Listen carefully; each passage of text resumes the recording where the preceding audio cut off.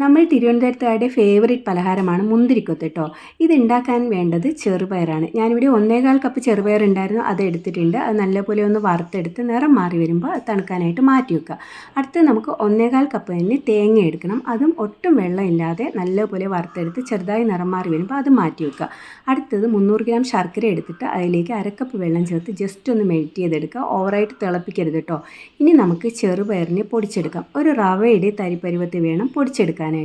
ഇതിലേക്ക് വറുത്ത് വെച്ചിരിക്കുന്ന തേങ്ങയും ഏലക്കാപ്പൊടിയും ചേർത്ത് നല്ലതുപോലെ ഒന്ന് മിക്സ് ചെയ്തെടുക്കണം. ഇനി ഇതിലേക്ക് 3/4 കപ്പ് ശർക്കര പാവ് ചെറു ചൂടോടുകൂടി ഒഴിച്ചു കൊടുക്കുക കേട്ടോ. എന്നിട്ട് നല്ലതുപോലെ ഒന്ന് മിക്സ് ചെയ്യുക. നമ്മൾ കൈ കൊണ്ടൊന്ന് ഞെരടി കൊടുത്താൽ അത്രയും നല്ലതായിരിക്കും കേട്ടോ.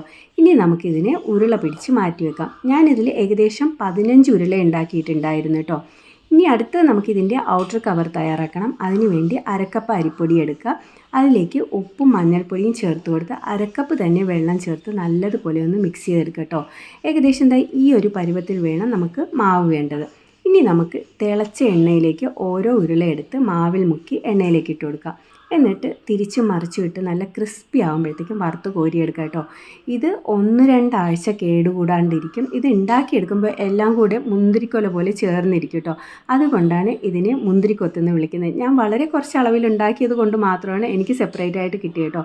അപ്പോൾ എല്ലാവരും ഒന്ന് ട്രൈ ചെയ്ത് നോക്കുക. അടിപൊളി പലഹാരമാണ്. Thanks for watching.